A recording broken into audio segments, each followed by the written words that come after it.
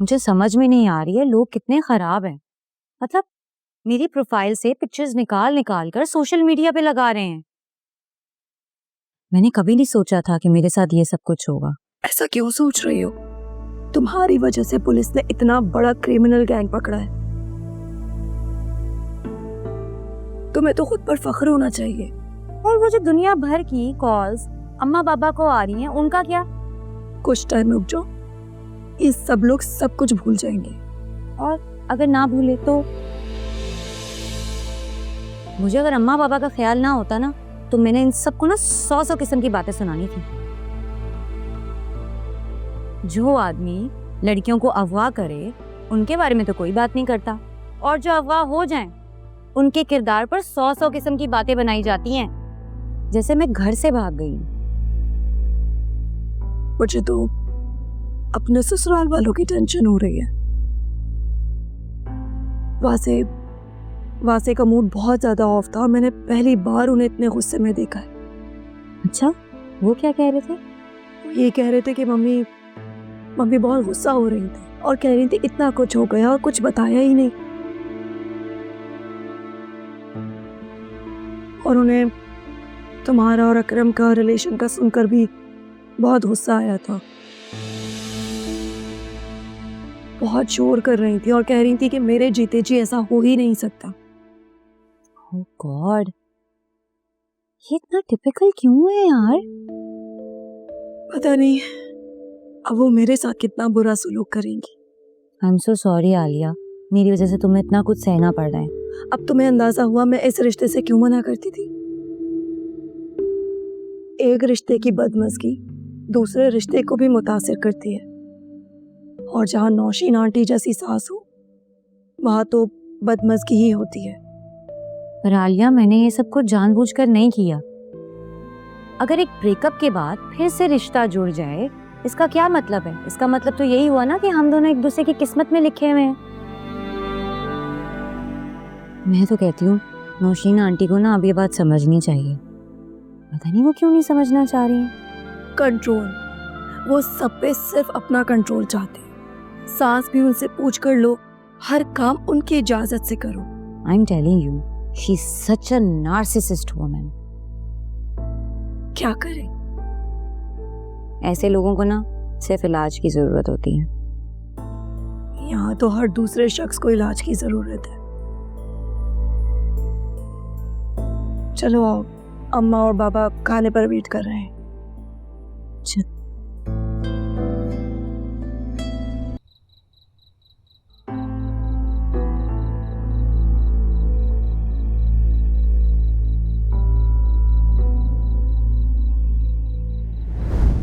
रंबा, आज तक माँ बाप का तो एक फर्ज पूरा नहीं किया तुमने,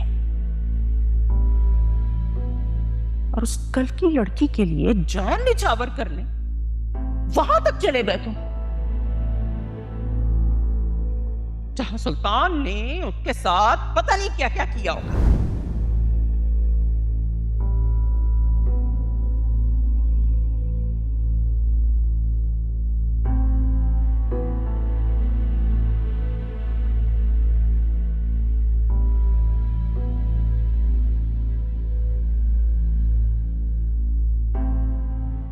ये लो, खा लो। तुमने शाम से कुछ नहीं खाया है। मुझे भूख नहीं है। मम्मी की बात पे हर्ट हो? इस तरह मम्मी को किसी किरदार पर उंगली नहीं उठानी चाहिए थी। आप किसी की कैरेक्टर असैसिनेशन कर रहे हो यार।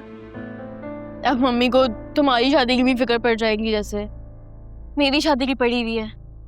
खैर, समझदार को इशारा काफी है। अमूमन तो उन्हें चाहिए कि जहां भी मेरा रिश्ता तय हुआ है उन्हें कॉल करके मना कर दें। लेकिन जब इंसान के अंदर ईगो हो ना, तो उसका दिमाग काम नहीं करता। और तुम्हें अच्छी तरीके से अंदाजा है कि मम्मी के अंदर कितनी ईगो और जिद है। यार तो मैं आगे जाके उनको बता ही देता ना, या मैंने कौन सा जाके कोर्ट मैरिज कर ली और लड़की को भगा के यहाँ पे ले आया जो उन्हें इतना बड़ा शौक लगेगा।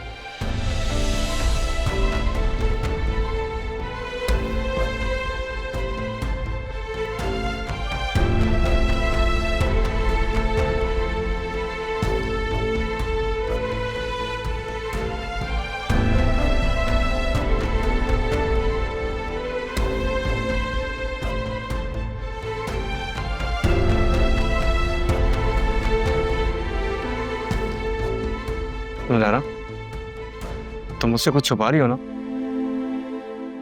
मुझे बता सकती हो तुम? नहीं, कोई बात नहीं है, कुछ नहीं हुआ। मैं तुम्हारा बड़ा भाई हूँ, तुम्हारा चेहरा देख के तुम्हें बता सकता हूँ। और ये हाथ तुम तब मसलती हो जब तुम परेशान होती हो, किसी एंजाइटी में होती हो। देखो ज़ुनैरा, तुम मुझसे हर बात शेयर कर सकती हो, मैं किसी को कुछ नहीं बताऊंगा। अच्छा, तुम वादा करो, तुम रिएक्शन तो नहीं दोगे?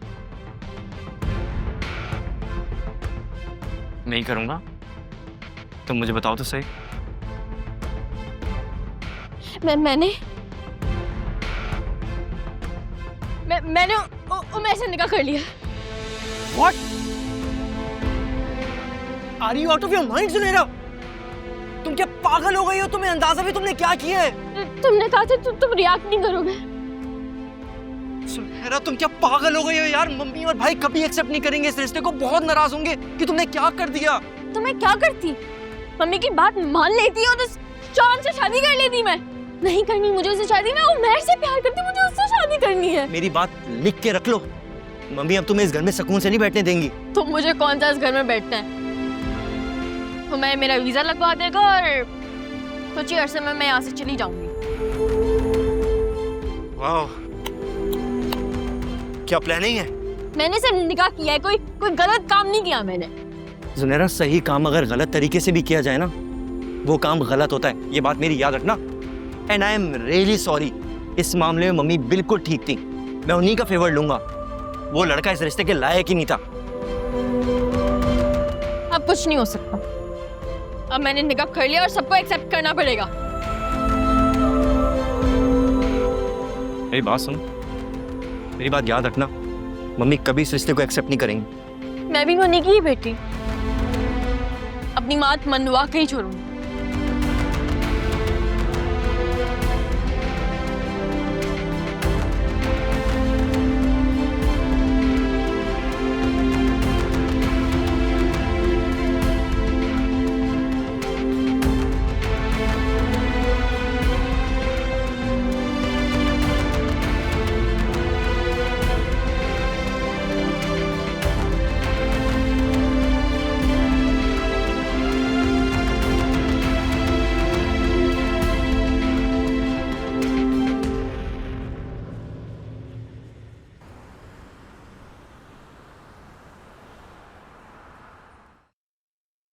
That's actually very scary.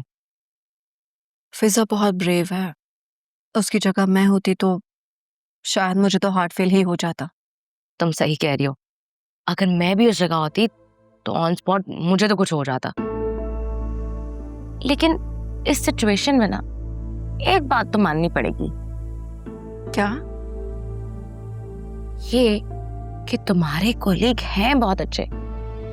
I mean, आजकल कौन है जो इतनी हेल्प करता है? I think he has a crush on you. शाज़मीना, ऐसी कोई बात नहीं है। फराज साहब बहुत अच्छे इंसान हैं और हम 4 साल से एक साथ काम कर रहे हैं। उनकी प्रेजेंस में मैं खुद को कंफर्टेबल फील करती हूँ। उनकी जगह कोई और होता ना तो चांस देखते ही लाइन मारना शुरू कर देता। कुछ मर्द इसी तरह के होते हैं कि वो अपनी डिसेंसी से लड़कियों को इम्प्रेस करने की कोशिश करते हैं। Maybe that's his way of impressing women. नहीं, ऐसा बिल्कुल भी नहीं है। वो बहुत अच्छे इंसान हैं और मैं उनकी बहुत रिस्पेक्ट करती हूँ। ऐसा कुछ नहीं है। दिल की बात अपनी बता दो, मैं तुम्हारे शौहर को नहीं बताऊंगी।